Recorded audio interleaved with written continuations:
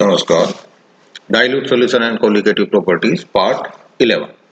इसमें हम बात कर रहे हैं डिप्रेशन इन फ्रीजिंग पॉइंट, हिमांक अवनमन, या दूसरे शब्दों में कहें तो क्रायोस्कोपी हिमांक नीति। अब सबसे पहले तो हमें पता होना चाहिए, हिमांक की बात करें तो फ्रीजिंग पॉइंट क्या होता है। हिमांक किसे कहेंगे अपन? वह टेम्परेचर जहां सॉलिड व लिक्विड दोनों अवस्थाओं का वेपर प्रेशर समान हो जाए उसको हम बोलते हैं फ्रीजिंग पॉइंट। मेल्टिंग पॉइंट का किसे बोलते हैं? आम बोलचाल की भाषा में आप बोलते हैं कि जहां पर सॉलिड पिघल जाए और लिक्विड बन जाए।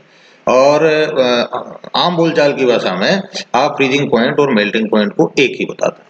जैसे उदाहरण के लिए पानी की बात करें, आपको पूछा जाए कि इसका गलनांक क्या होगा तो आप बोलेंगे 0 डिग्री सेंटीग्रेड।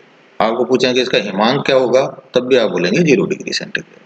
सामान्यतया बोलने के लिए तो ये ठीक है, लेकिन जब आप फेज रूल पढ़ेंगे तो आपको पता पड़ेगा कि वास्तव में मेल्टिंग पॉइंट और फ्रीजिंग पॉइंट में डिफरेंस होता है, भले ही माइन्यूट।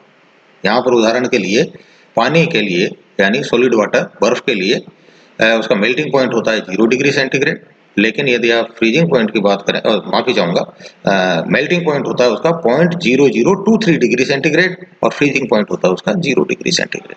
शुद्ध पानी की यदि बात करें तो अंतर देखा आपने, फ्रीजिंग पॉइंट कितना है 0 डिग्री सेंटीग्रेड और मेल्टिंग पॉइंट कितना है 0.0023 डिग्री सेंटीग्रेड। ठीक है। अब चूंकि इन 0 डिग्री में 0.0023 डिग्री सेंटीग्रेड में बहुत ज्यादा अंतर नहीं है, इसलिए सामान्यतः हम बोल देते हैं 0 डिग्री सेंटीग्रेड। ठीक है। तो यहाँ पर फ्रीजिंग पॉइंट की हम बात कर रहे हैं तो वो टेम्परेचर जहां पर सॉलिड व लिक्विड दोनों अवस्थाओं का वेपर प्रेशर समान हो जाए। इसके नीचे वॉयलेट कलर से कुछ चीजें मैंने वापस रिपीट की हैं। क्या? कि शुद्ध सोलवेंट का फ्रीजिंग पॉइंट सॉल्यूशन के फ्रीजिंग पॉइंट से अधिक होता है। ये नीचे वाले ग्राफ में आप देख पाएंगे कि सॉल्यूशन यानी जिसमें वो सोलवेंट जिसमें हमने इम्प्योरिटी मिला दी, तो शुद्ध सोलवेंट का फ्रीजिंग पॉइंट होगा वो ज्यादा होगा, और जब सॉल्यूशन बन जाए तो उसका फ्रीजिंग पॉइंट उससे कम होगा।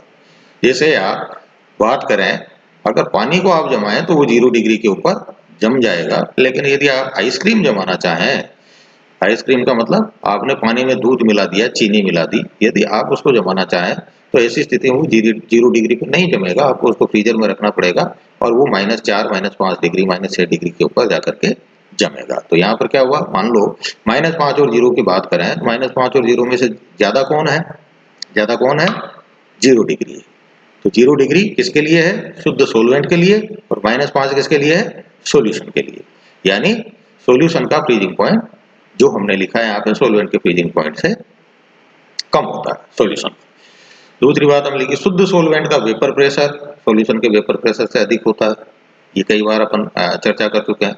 इसी प्रकार से शुद्ध सोलवेंट का बॉइलिंग पॉइंट सॉल्यूशन के बॉइलिंग पॉइंट से कम होता है। इन बातों के आधार पर क्रायोस्कोपी को हम, जिस प्रकार ऊपर हमने इवोल्यूस्कोपी को समझाया था, उसी प्रकार से क्रायोस्कोपी को निम्न प्रकार से नीचे जो ग्राफ बनाए हुए हैं उससे हम समझा सकते हैं। ग्राफ के अंदर आप देखेंगे वहां पर हमने 3 वेपर प्रेशर कर्व लिए थे। कौन कौन से? एक सोलवेंट का, एक सॉल्यूशन फर्स्ट का, लेस कंसंट्रेटेड सॉल्यूशन फर्स्ट का, और एक मोर कंसंट्रेटेड सॉल्यूशन फर्स्ट का, सॉल्यूशन सेकंड का। यहाँ पर हम चौथा वेपर प्रेशर कर्व और ले रहे हैं। वेपर प्रेशर नहीं बल्कि उसको हम बोलेंगे सब्लिमेशन कर्व, जो किसके लिए है? वो है सॉलिड के लिए, क्योंकि यहाँ हम फ्रीजिंग की बात कर रहे हैं, इसलिए यहाँ पर हम सब्लिमेशन की बात करेंगे। सब्लिमेशन किसे कहेंगे? सब्लिमेशन होता है, आपने लोअर क्लासेज में भी पढ़ा है कि सॉलिड का सीधा इवेपोरेट होकर के वेपर अवस्था में आ जाना। तो यहाँ पर चूंकि सॉलिड है, सॉलिड से वेपर बनेगी, तो सॉलिड से वेपर के लिए एक कर्व और हम काम में ले रहे हैं। कौन सा? Sublimation curve. तो यहाँ पर आपको 4 कर्व दिखाई दे रहे हैं। एक तो सी से, इसको मैं थोड़ा सा बड़ा करता हूँ,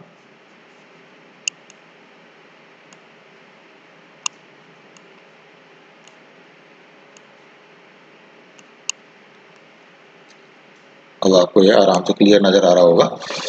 लेफ्ट हैंड साइड में वेपर प्रेशर शो कर रखा है, नीचे की तरफ हमने टेम्परेचर शो कर रखा है, जो कि बाएं से दाएं तरफ जाने पर बढ़ता है, और ऐसे ही वेपर प्रेशर नीचे से ऊपर जाने पर बढ़ा हुआ।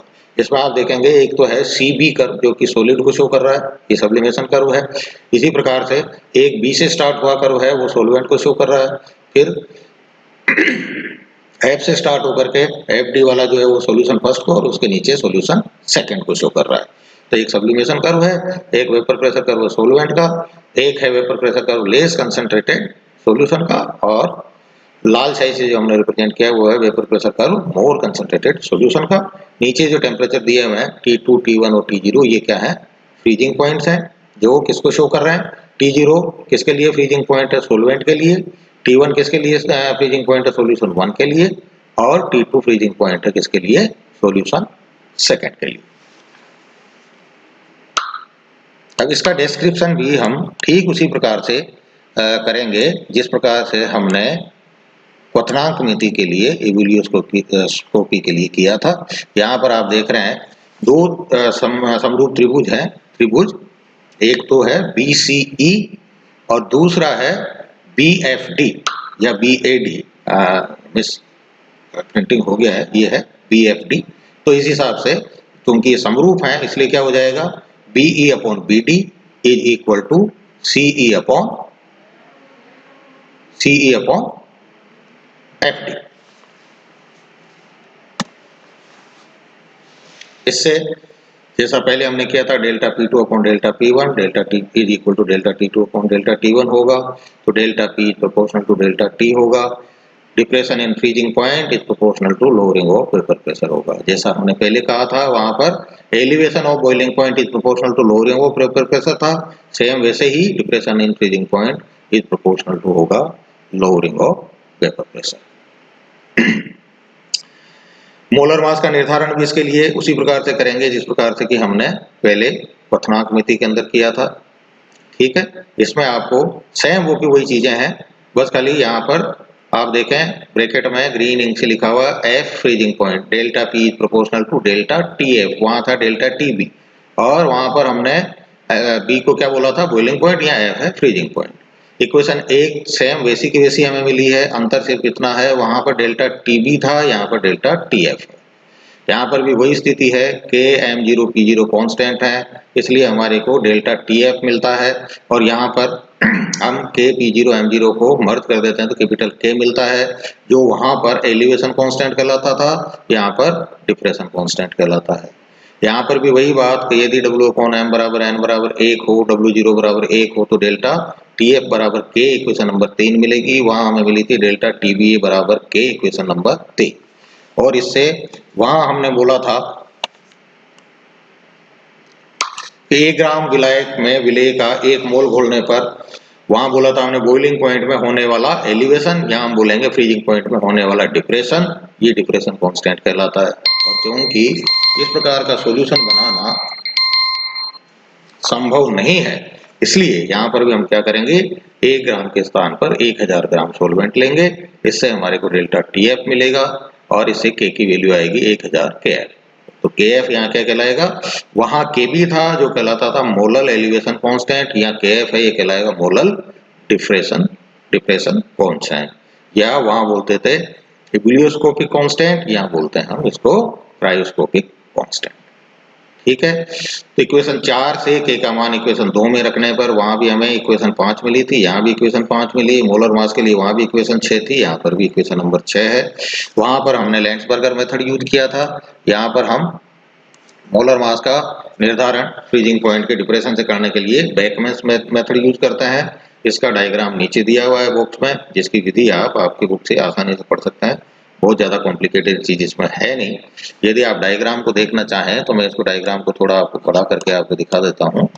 डायग्राम के अंदर आप देख रहे हैं कि एक बीकर के अंदर एक स्टीरर रखा हुआ है, उसके बाद में एक बॉइलिंग ट्यूब है, बॉइलिंग ट्यूब के अंदर हमने बेकमैन थर्मामीटर लगा रखा है, और उसी के अंदर हमने कोर्क फिट करके उसके अंदर स्टीरर डाला हुआ है, और इसके अंदर हम पहले सोलवेंट को लेते हैं, उसके लिए हम फ्रीजिंग पॉइंट निकालते हैं, उसके बाद में हम उसके अंदर इम्प्योरिटी या हम कहीं सोल्यूट मिलाते हैं, सॉल्यूशन बन जाता है, उसके लिए फ्रीजिंग पॉइंट निकालते हैं, और उनकी सहायता से हम मोलर मास का निर्धारण कर सकते हैं।